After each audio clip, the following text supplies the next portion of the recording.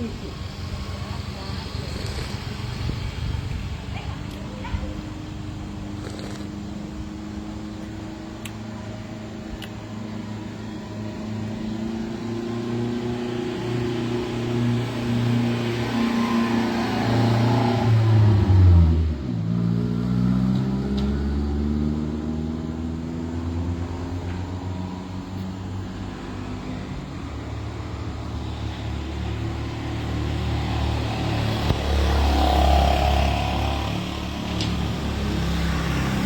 Fabrice, comment tu vas?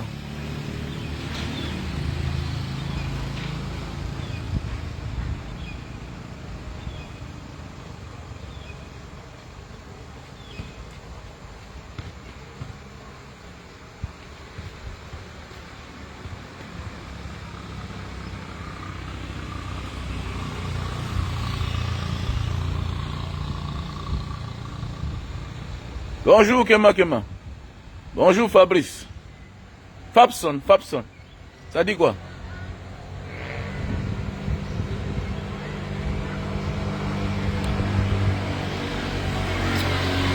Bonjour. Voilà. Deuil national. C'est aujourd'hui, non? Le 21.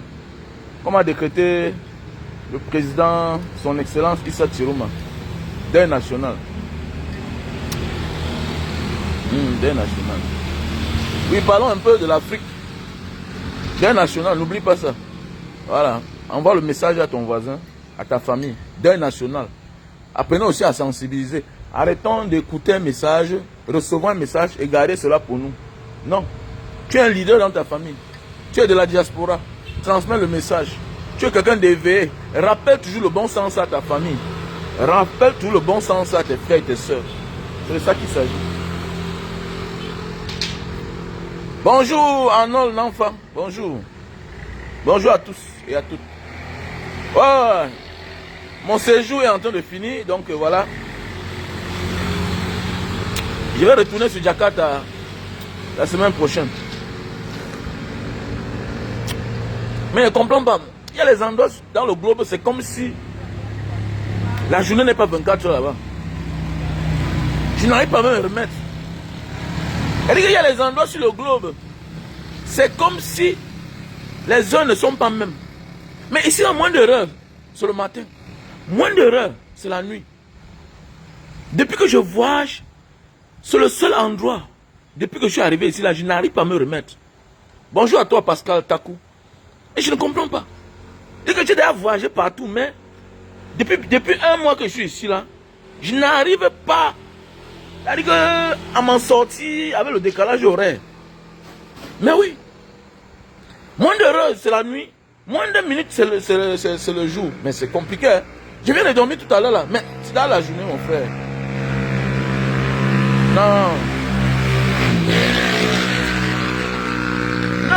Non, je connais le décalage horaire, non? Mojo. Je connais le décalage horaire, mais je n'arrive pas à m'en sortir, quoi. En fait, j'ai causé ici avec un papa.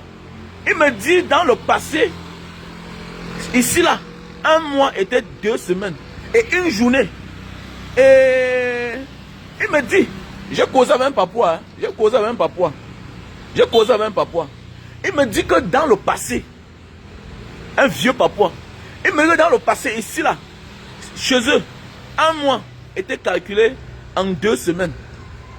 Je vois même certains Indonésiens qui travaillent ici là, mais qui ne s'en sortent pas.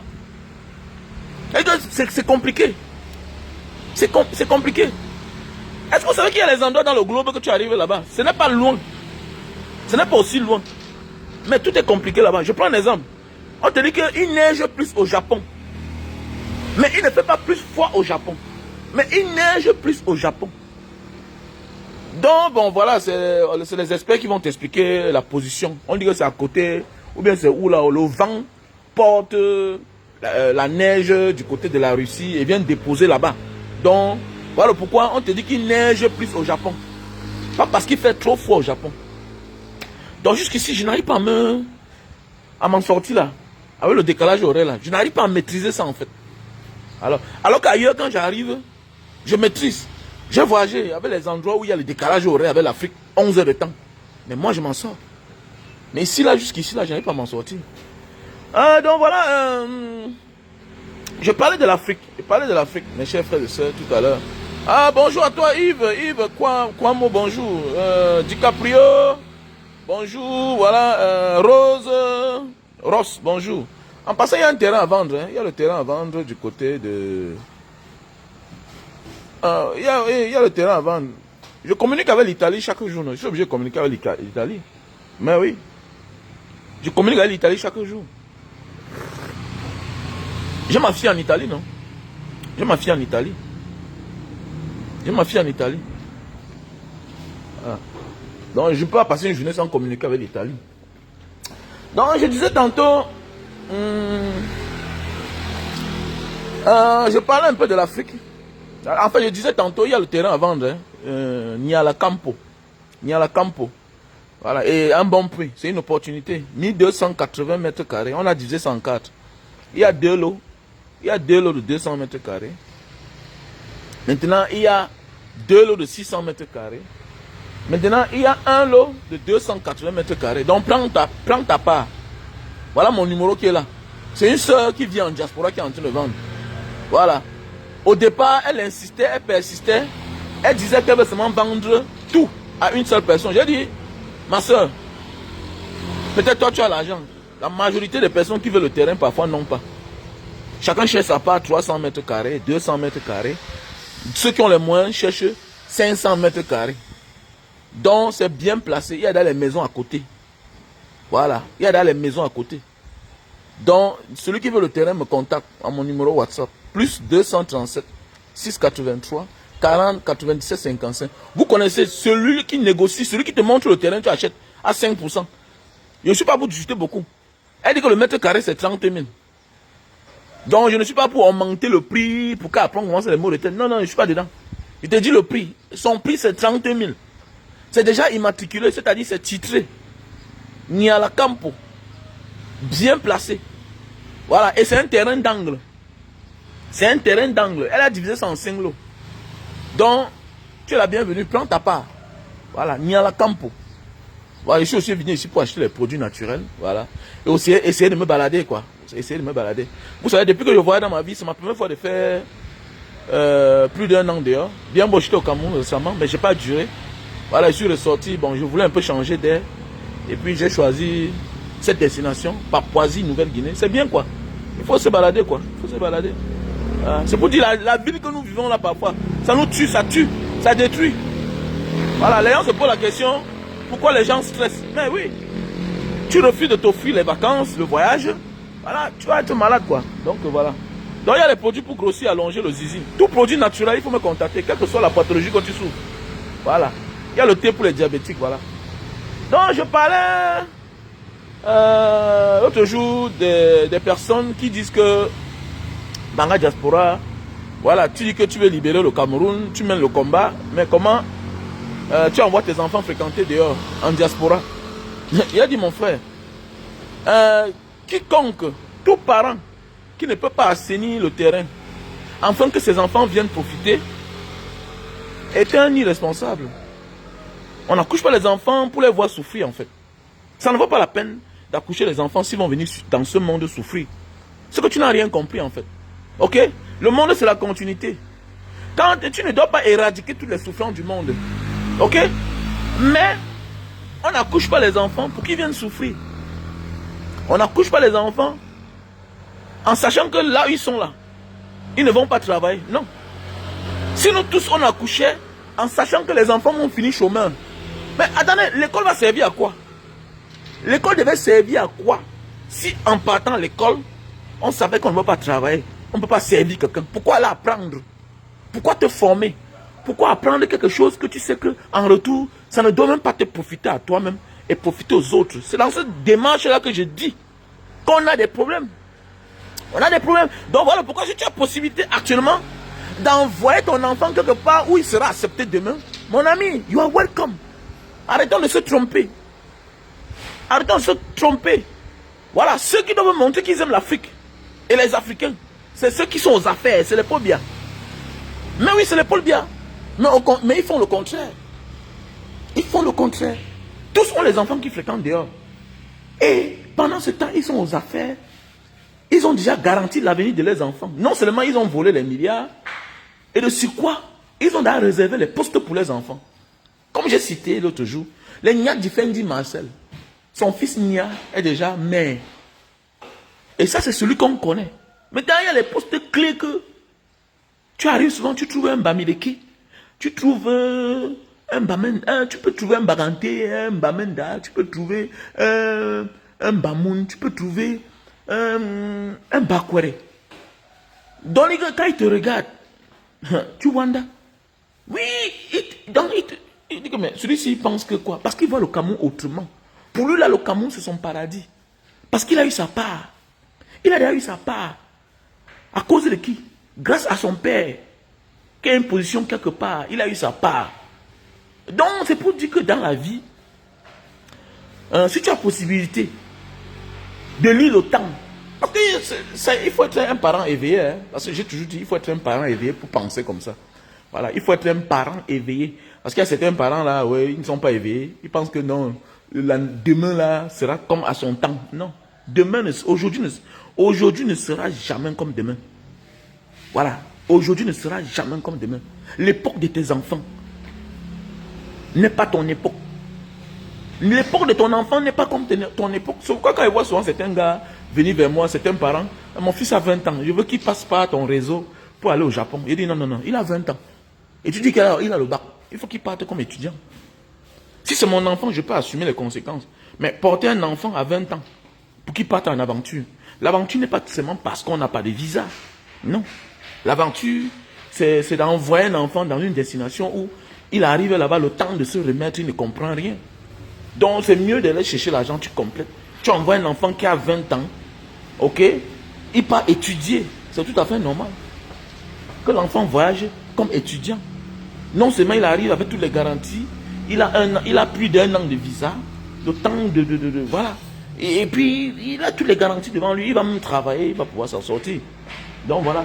Donc maintenant, l'envoyer comme touriste pour qu'il ne pas rester, moi je ne le conseille pas. Tu vas traumatiser l'enfant. Surtout quelqu'un qui n'a jamais voyagé. Mais alors que quelqu'un qui a 24 ans, qui était dans la vie active, avant de se lancer, c'est bien différent. Quelqu'un qui a même 22 ans, qui ne fréquente pas depuis. Oui, on peut miser sur celui-là. Que bon, va en aventure, va là-bas te chercher. Parce que même dans la vie, se cherchait déjà.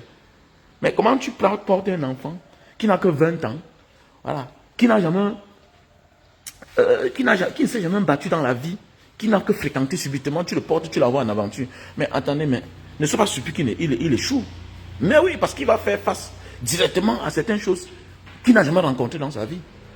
Alors que si tu l'envoies en tant qu'étudiant, maintenant arrivé dehors, même après 6 mois, même après 1 an, il fugue, non? S'il arrive qu'il fugue, non?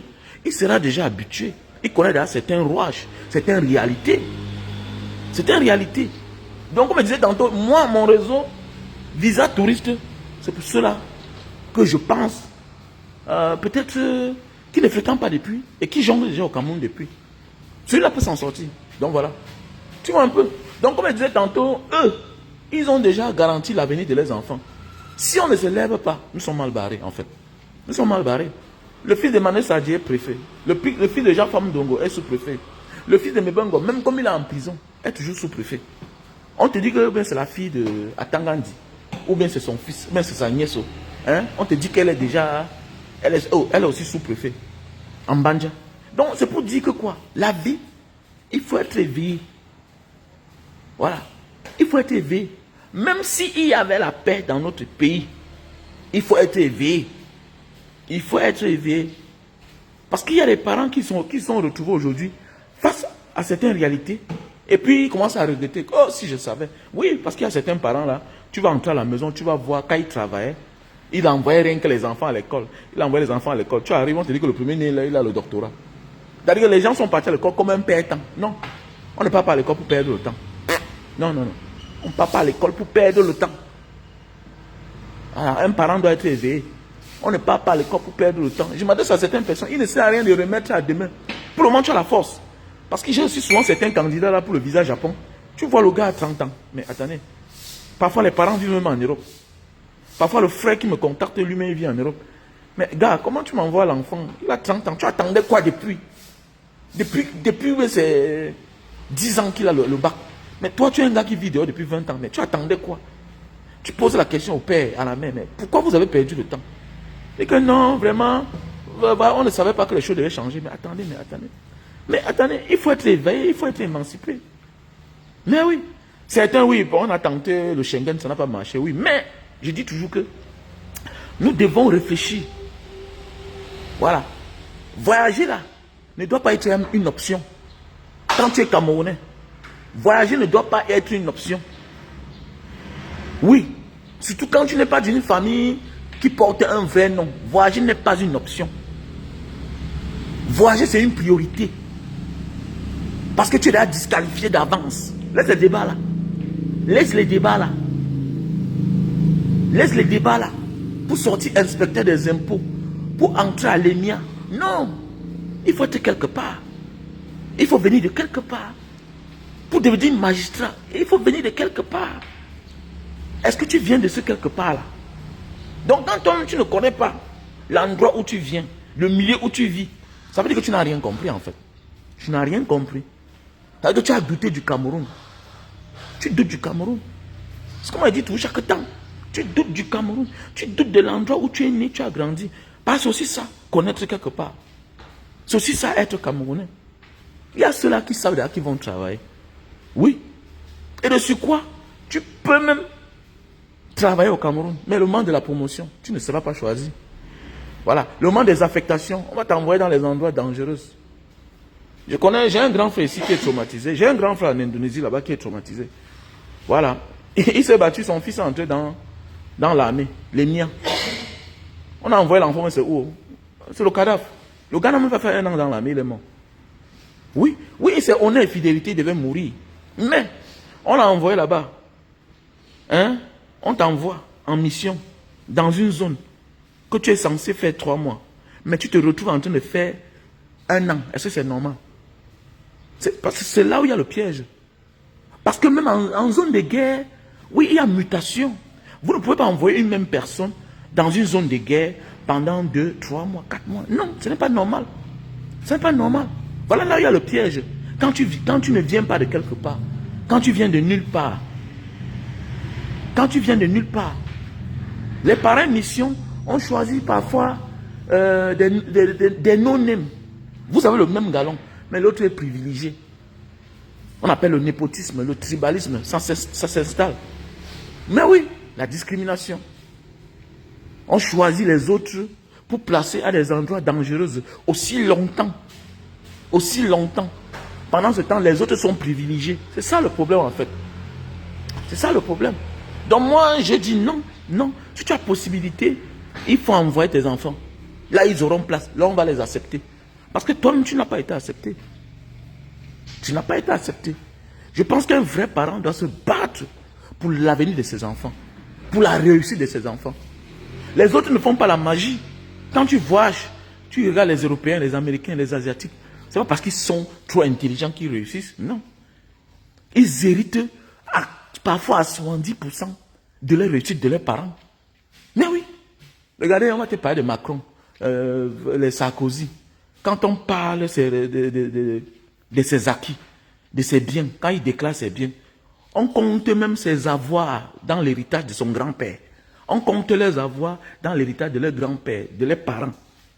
Mais oui, regardez quand on déclare les biens des présidents européens, là, surtout du pays que nous tous on connaît, là, la France. On compte les avoirs. Oui, on compte les avoirs dans l'héritage de leurs grands-parents. Donc c'est pour dire que là-bas, ils ne réussissent pas parce qu'ils sont trop intelligents. Le Chinois, lui, grandit. Il part à l'école à un moment. Il a déjà sa place dans l'entreprise familiale. Il a déjà sa place dans la société de son père. Les Asiatiques en général. Demain, tu es surpris qu'il a réussi. Non. À 70%. Parce que d'abord, il part en location difficilement. Il part en location difficilement parce qu'ils ont un concept que habiter à la maison familiale, ce n'est pas mauvais. Mais les tribus qui ont cette habitude chez nous en Afrique, voilà, je pense que c'est la pauvreté en fait. Parce que tu n'ouvres pas une entreprise, mais tu formes l'enfant à vivre à côté de toi. Mais il va réussir comment? Je pense que tu n'as rien. Je pense que tu dois avoir l'attitude de pousser l'enfant, de chasser l'enfant de toi. Loin de toi, en fait. Tu dois chasser l'enfant. Mais chez nous, c'est le contraire. Nous, on fait tout le contraire. Au Cameroun, en Afrique, le pauvre préfère voir son enfant auprès de lui, même s'il ne mange pas. Après le manque de respect s'installe. Contrairement ailleurs, eux, ils se battent. Ils ont leur petite entreprise, même si c'est à la maison, même si c'est familial. On forme l'enfant à dire que non, reste à côté. On envoie l'enfant. Si le père fait dans le tas, on envoie l'enfant se former dorénavant à être professionnel. Et c'est comme ça qu'ils évoluent. Tu vois une entreprise familiale, on te montre le début. C'était dans la petite vieille maison, la vieille cabane. L'enfant a grandi au fur et à mesure que les générations changent, apparaissent. Le père, hier, c'était une petite cabane. Aujourd'hui, ça monte déjà. Après, les petits-fils, on rend ça plus grand. C'est comme ça que les autres vivent. On dit qu'ils sont forts, on dit qu'ils sont intelligents. Ils ne sont pas plus intelligents que nous. Les gens pas prouvé. L'Africain qui naît et grandit là-bas, non. Quand on décide de travailler, il n'y a pas match. Malgré les vices qu'on met sur nos chemins, malgré que même nous-mêmes qui arrivons en retard chez eux, avec tous les moyens qui sont à notre portée, à notre disposition, on finit toujours par les taper chez eux. On finit par les taper chez eux. Oui. Et surtout alors, ceux-là qui sont nés et grandis là-bas, il n'y a même pas match, quel que soit le domaine. Mais c'est qu'eux décident parfois toujours de choisir les leurs pour les représenter dans certains endroits. Mais oui. Donc c'est pour dire que dans la vie, un homme qui réfléchit doit dire je ne sacrifie pas mes enfants. Ce que je vis là, mes enfants ne vivent pas cela. Mais c'est clair. Il faut accepter de reconnaître la vérité. Parce que tu n'es rien. Ton nom de famille c'est qui? Tu es préfet, tu es gouverneur, tu es ministre. Et actuellement au Cameroun, il y a les fonctions il y a les postes il y a même des écoles que même l'enfant du préfet n'entre pas au Cameroun. Mais oui, parce qu'ils ont compris que le meilleur fonds du commerce, c'est la fonction publique. On ne tarit pas, on ne chute pas là-bas. Mais oui, les gars sont milliardaires, ils ont détourné les milliards. Pendant ce temps, qu'est-ce qu'ils font? Ils positionnent les enfants à être sous-préfets, qui seront les futurs ministres demain. C'est ça le pays en fait. C'est ce qu'on veut nous faire croire. Et c'est dangereux. Je dis bien que c'est dangereux. C'est dangereux. Donc le parent qui ne se bat pas pour un avenir meilleur pour ses enfants, il n'a rien compris. Hein. Et qui pense que le Cameroun là, tant que ces gens sont là, rien ne changera. Tant que les gens là sont là, rien ne peut changer. Détrompons-nous.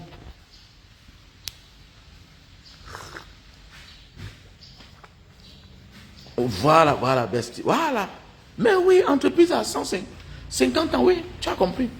Il y a les entreprises de 150 ans, oui, bien sûr. Donc, pour celui qui pense que, oh, je vais accoucher les enfants, oh, nanani, nanana, d'autres portent même les enfants, ils disent qu'ils vont aller passer les congés.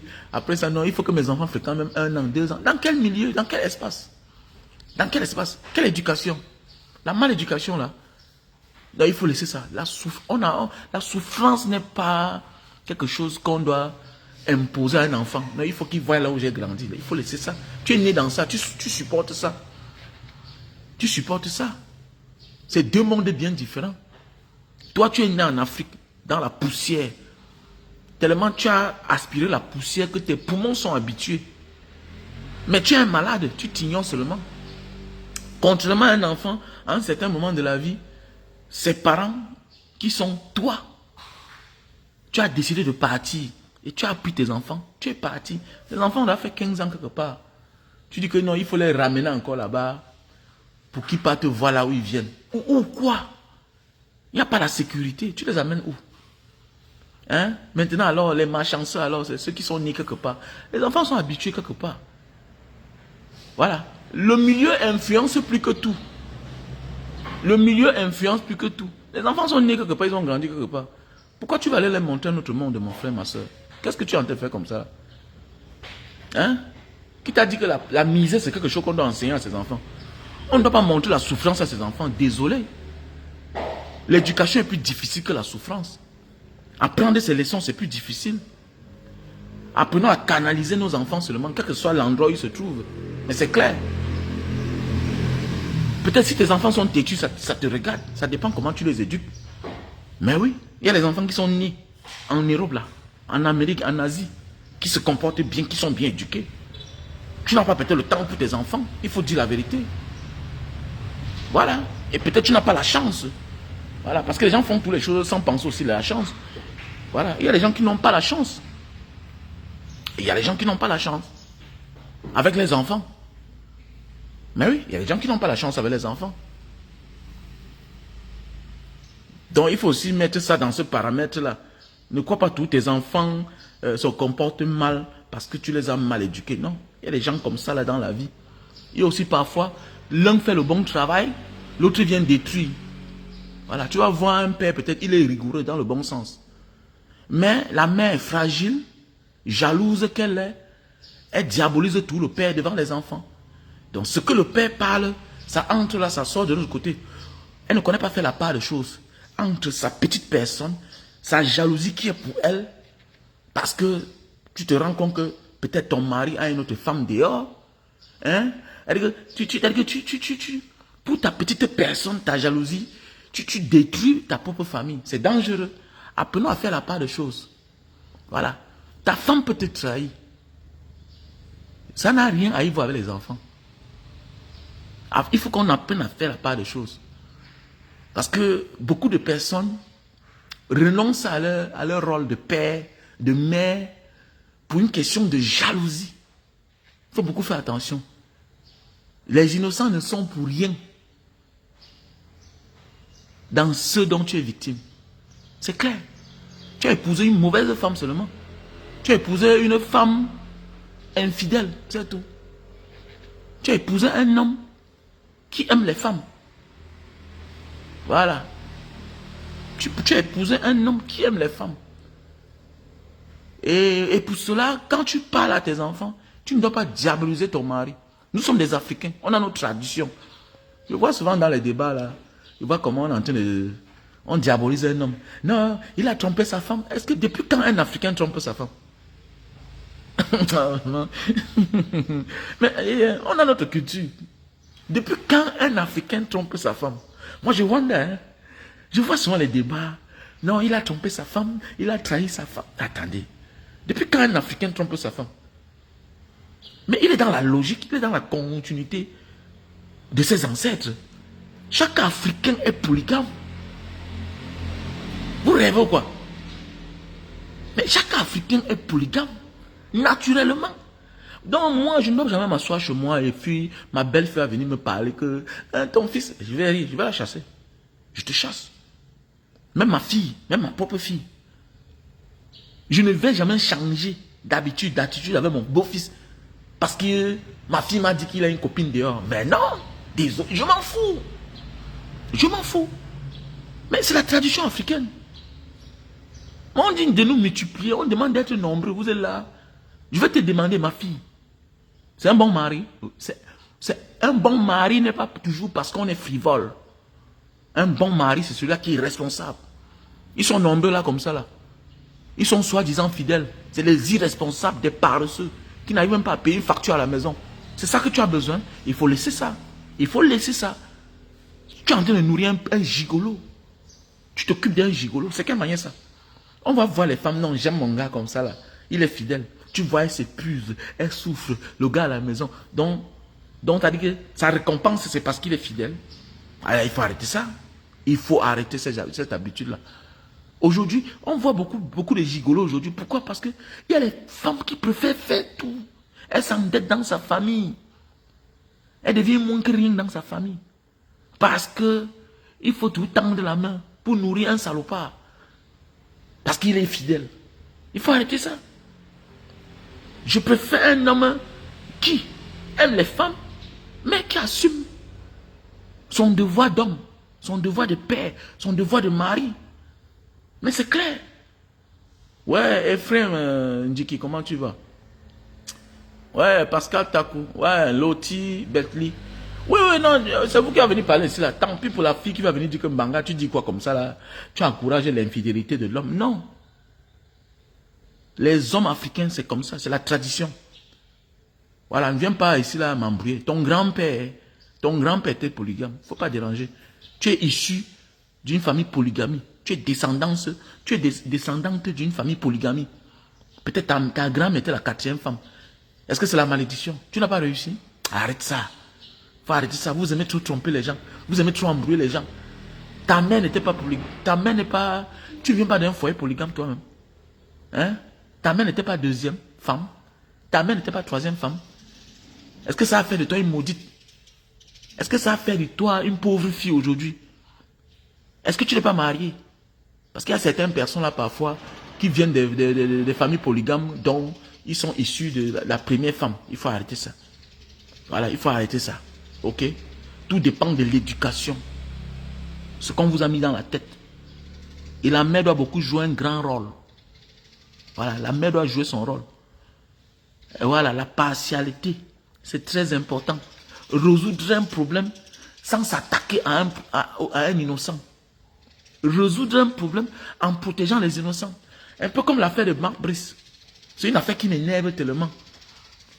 Regardez l'affaire Marc Brice, Samuel Eto'o, MINSEP, ministre de la Jeunesse et des Sports. Ça me fait bizarre en fait. Ça me fait bizarre pourquoi? Parce que je regarde l'Africain qui est au milieu, en train d'être humilié. C'est-à-dire que celui qui a notre couleur, il est un Congolais, il est un Africain. En réalité, on pouvait tout faire et le protéger.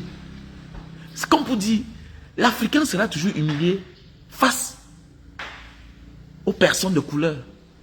L'Africain sera toujours humilié. C'est-à-dire que voilà, c'est lui qui a interdiction au banc de touche. C'est lui qui a interdiction à entrer dans les stades. C'est lui qui a interdiction. Mais attendez, mais nous on oublie qu'en le maltraitant, en réglant nos comptes, sans protégeant les nôtres, c'est nous qui sommes nous-mêmes humiliés. L'Africain ne connaît pas gérer un problème sans s'humilier lui-même. Alors que les autres, quand ils savent que là-bas, il y a l'un des nôtres, non, non, non, non, non, non, non, non, non. On fait en esquivant. Si on connaît qu'ici, il y a un otage français qui a été pris en otage, et là-bas, il y a les Africains. Non, non, non, ils ne lancent pas les bombes. Hein. Non, non, non, non, non. Ils vont négocier. C'est quand ils vont sentir qu'il n'y a pas l'un des nôtres là-bas. Vous allez voir, on s'en fout. On saccage les bêtises. On s'en fout, parce qu'il n'y a pas l'un des nôtres là-bas. Et c'est ça, le plus difficile avec l'homme africain. Résoudre un problème sans causer les dégâts collatéraux. C'est-à-dire enfin que ses frères puissent souffrir. C'est comme ça la vie. On ne connaît pas gérer en fait.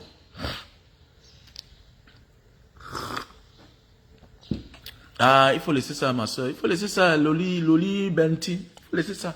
Tu connais la descendance? Nous sommes nombreux même de sortir des parents, des mamans Tisa. Est-ce que ça va faire ce qu'on réussisse? Non, vraiment, d'abord c'est un mauvais enfant. Non, il faut laisser ça. Peut-être tu es en train de payer le karma du mal que ton père a fait quelque part, ou bien du mal que ta mère a fait quelque part. L'enfant, c'est l'enfant. Quel que soit avec qui tu as fait. L'enfant, c'est l'enfant. Donc arrêtez les débats là. Que non, elle avait détourné le mari. Mais c'est de sa faute. Je connais une famille qui vit mieux aujourd'hui grâce à l'enfant que le père a fait dehors avec une waka. Parce que je connais la mère du gars là, c'est une vraie waka. Aujourd'hui, c'est un patron. C'est un patron. Donc il faut arrêter ça. Voilà. C'est pas parce qu'on est waka qu'on est maudit. Voilà. C'est pas parce qu'on est waka, on est maudit. Parfois, avant de juger souvent certaines personnes, regarde où ils sortent. Regarde où ils viennent. Non, parfois, avant de juger certaines personnes, regarde où il vient, regarde où il sort. C'est un peu comme le respect. Tu vas voir un gars, il est devant sa mère, il est devant son père, il fait n'importe quoi.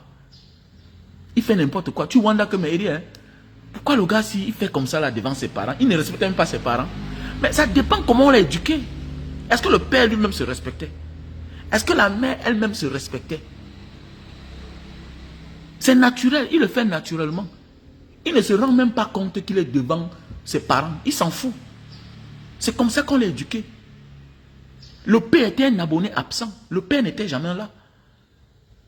Le père n'était jamais là. Mais il y a ceux qui ont difficilement été là, mais qui ont toujours prouvé par des actes qui sont là. Donc ça veut dire que quand le père parle à l'enfant, l'enfant baisse la tête. Mais oui, par signe de respect. Parce qu'il sait ce que le père a fait pour lui. Il sait ce que la mère a fait pour lui. Je connais les mamans qui n'ont jamais été là, hein, que c'est la grand-mère qui a élevé l'enfant. Mais l'enfant a gardé en souvenir que, malgré qu'elle n'était pas là, mais elle avait tous les actes de présence. Mais il y a ceux qui sont là, mais qui n'ont jamais été là, qui s'en fichent. C'est un irresponsable. Il est là, mais vous ne mangez pas. Vous mangez difficilement. C'est un papa gentil dehors. C'est un papa sassaé dehors. C'est les inconnus qui profitent de lui. Mais tu es un mauvais parent. Tu es un père irresponsable. Donc ne soyons pas surpris aujourd'hui du comportement de ce genre d'enfant-là. Un gars qui arrive au village, il passe son temps, il dort qu'à l'hôtel. Mais oui. Parce qu'il n'y a pas de proximité avec ses parents. Oui, on forme l'enfant à aimer son prochain. La bonne charité commence par soi-même. Mais c'est clair. C'est clair. Les enfants sont petits. Si tu ne les formes pas à t'aimer, en posant certains actes aujourd'hui, ne sois pas surpris que demain, ils font la même chose en retour. On ne donne que ce qu'on reçoit. Celui qui ne reçoit pas l'amour ne donne pas d'amour. Celui qui ne reçoit pas d'attention ne donnera jamais d'attention. Donc parfois, avant de juger certaines personnes, il faut se poser les questions.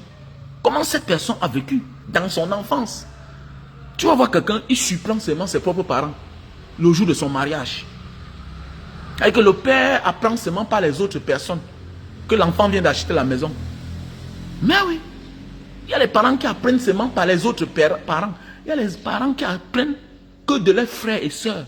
Que tu sais que tel, parce que la famille connaît que c'est comme ça, que celui-là, il n'annonce rien à son père, il n'annonce rien à sa mère. Il n'a pas d'estime. Il donne ce qu'il reçoit. Les parents ne leur ont pas donné d'amour. Mais oui, c'était tout le désordre. Mais alors qu'il y a les parents, il y a les enfants qui ne font rien, sans le consentement, sans la consultation de leurs parents. Mais oui. Mais oui. Je dis bien qu'il y a les enfants qui ne font rien. En fait, il y a les parents, il y a les enfants qui ne commencent rien sans consulter leurs parents. Ça dépend de comment on les a éduqués. Ça dépend de ce qu'ils ont reçu. On ne donne que ce qu'on reçoit. Tu reçois l'amour, tu donnes l'amour. Tu reçois peu d'attention, tu donnes aussi peu. Oui, oui, oui. Il y a ceux-là qui reçoivent peu, mais grandissent, reconnaissent que si mon père avait assez, si mes parents avaient assez, ils devaient nous donner assez. Mais ils n'ont pas eu assez pour nous donner assez. Donc on va leur donner beaucoup. Parce qu'ils ont donné tout ce qu'ils avaient. Là, ça se comprend. Donc, avant de juger souvent certaines personnes, non. Mais tu vas voir, contrairement à certains enfants, ils écoutent leur tante, ils écoutent leur oncle. Pourquoi? Pendant que la mère, pendant que le père n'était pas là, les tantes étaient avec de l'attention. L'oncle donnait plus d'amour. Pas parce qu'ils avaient trop d'argent, non. Ils donnaient l'amour. Ils étaient plus humains que les parents. Tu vas voir quelqu'un, il a sa chose à faire. C'est l'oncle qui est au courant. Il consulte son oncle. Il consulte sa tante. Je vois beaucoup. Tu vas voir quelqu'un va acheter son terrain. Il laisse sa propre mère. C'est sa tante qui l'envoie. Parce qu'il connaît les intentions de sa mère. La mère a toujours tout pris, donné au père. Sachant que le père, c'est un irresponsable.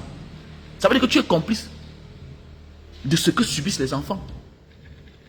Mais oui, tu es complice de la maltraitance, de l'irresponsabilité de ton mari, qui est le père de tes enfants. Tu sais que celui-là, quand l'argent touche sa main, il disparaît. C'est les inconnus qui profitent. On ne refuse pas d'être généreux. Mais avant d'être généreux, mais il faut payer tes factures. Mais tu connais que ton mari est le genre d'homme là. Tu connais que ta femme est le genre d'homme là.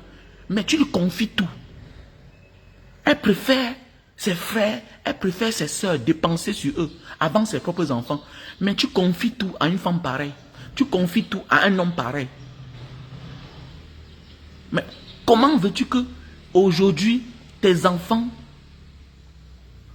sont contre toi? Ou bien tes enfants te boudent? Ça veut dire que quelque part, tu as participé à cette attitude-là. Tu as supporté ton mari dans le faux. Et il y a les mamans qui font ça. Il y a les mamans qui font ça. Et ce n'est pas bien. On ne doit pas être amoureuse, aimer quelqu'un, jusqu'à s'oublier soi-même. Parce que oublier ses enfants, c'est s'oublier soi-même. C'est très dangereux. C'est une mauvaise habitude. Donc, comme je disais tantôt, avant d'aimer une personne, et être bête. Ok? Ou bien avant de vouloir se venger, protège ce que la relation a créé. Voilà. De ce qui est né de cette relation en fait. Des enfants. Parce qu'il y a des parents qui ne savent pas orienter leurs émotions quand ils sont fâchés. C'est très dangereux. Voilà. Et c'est une habitude chez les Africains. On voit ça ailleurs, mais en Afrique c'est assez. C'est assez. La jalousie. Faire à ce qu'on déteste un homme. On finit même par détester les enfants. Non, on déteste une femme. On finit même par faire payer les enfants du crime de la mère. Mais non, mais non. Non, nous devons apprendre à connaître cerner. Voilà, à connaître orienter. Voilà, notre rancune, notre rancœur contre une personne. C'est très important. C'est très très important. Comme le cas Samuel Eto'o, le coach, son adjoint là, de Marc Brice. Là. Moi je vois ça, ça m'écoeure beaucoup. Ça m'attriste. Que voilà, voilà quelqu'un qui est chez lui. Oui, il est de nationalité belge, mais d'origine africaine. Voilà, entre toi et moi là, on préfère qui? On le préfère. Oui, il est africain. Il a notre couleur. Il a notre couleur. Mais pendant ce temps, le MINSEP Samuel Eto'o bagarre. Bagarre. Mais malgré tout cela, le salaire de l'autre, Marc Brice, qui est européen, sa position ne souffre de rien. On se tue. On se tue. Mais le maître colon est là, il est protégé. Demain, vous serez surpris qu'on nous manque le respect. On va te respecter comment? On va te respecter comment que la guerre entre vous, là, les dégâts collatéraux, c'est vous qui êtes la victime. Mais oui, c'est vous la victime. C'est vous la victime. Voilà, voilà, c'est un Africain qui est victime du combat Samuel Eto'o, Fecafoot et le ministère des Sports. Mais qui est la victime? C'est un Africain qui devait être protégé. Donc, tant qu'on ne comprend pas que nous devons nous protéger, quel que soit le combat que nous menons, et il y a ce qu'on doit protéger, notre dignité, notre image. Notre dignité, c'est quoi? C'est notre couleur de peau. Notre couleur de peau, c'est là où nous venons. C'est ça. C'est ça qui identifie qui nous sommes. Mais pendant ce temps, la victime, c'est qui dans ce combat-là? Ça veut dire que si c'était même la mort, c'est que voilà qu'on protège un Européen belge, chacun a droit à la vie. Mais si c'était la mort, c'est qu'on a fini avec l'autre. Parce que tous les jours, c'est lui qui est humilié. Maintenant, pendant ce temps, on s'humilie. Samuel Eto'o est humilié par le ministère des Sports. Derrière, caché le gouvernement. Samuel Eto'o humilie aussi le ministre des Sports. Tout ça, hein? Tout ça qui est protégé. Qui est protégé? C'est Marc Brice. Et vous voulez que demain, il ne nous traite pas d'esclaves comment? Nous sommes des esclaves. Oui, voyons notre manière de faire, nous sommes des esclaves. Et c'est clair, et c'est dangereux. C'est compliqué en fait. Donc changeons notre manière de faire. Voilà, on aura de la peine à décoller l'Afrique. L'Afrique aura de la peine à décoller. L'Afrique aura de la peine à décoller. Donc comme vous dites, si tu as possibilité mon frère, ma soeur, fais-le. Assainissons le terrain avant de dire à nos enfants que venez rester ici là. Venez rester. Là-bas c'est bien. On ne peut pas envoyer l'enfant là quelque part où il y a danger. Voilà. Je prends un exemple. Avant d'envoyer mon enfant au Japon, moi je suis parti au Japon. Je suis parti au Japon. J'ai vu comment ils se comportent, comment ils sont accueillants. La sécurité qu'il y a, surtout la sécurité. Parce que parfois, on a passé le temps à voir les chaînes étrangères. Ils ont passé le temps à dénigrer la Chine, à dénigrer la Russie. Alors qu'il y a des Camerounais qui travaillent en Russie. Est-ce que vous savez qu'il y a des Camerounais qui travaillent en Russie? Hein? Est-ce que tu sais que toi qui travailles en Russie, tu touches 800 €? Tu es mieux que quelqu'un qui travaille en France et qui touche 1500 €. Les gens ne le savent pas. Mais oui, les gens ne savent pas. Parce qu'il faut aussi équilibrer en fonction de ton salaire les charges mensuelles. Le coût de vie est comment? Parce que c'est de ça qu'il s'agit. On passe le temps à nous tromper. Il y a des Camerounais qui travaillent en Russie. Hein? Il y a un frère, notre frère Ekane. Hein? Ekane, le professionnel, un frère de Mbanga. Mais attendez, mais il travaille en République tchèque là-bas. Depuis les années avant que la République tchèque entre dans l'Union européenne. Il est là-bas depuis des années. Mais oui, un frère de Maranane Kane, il fait la brocante depuis les années. Il apporte les grosses voitures depuis les années au Cameroun. Mais pendant ce temps, on va dénigrer ce côté-là. On dit que non, là-bas, c'est quoi? Oh, nanani, nanana. Il faut arrêter ça. Il faut arrêter ça. Arrêtons ça. Arrêtons ça, mes chers frères et sœurs.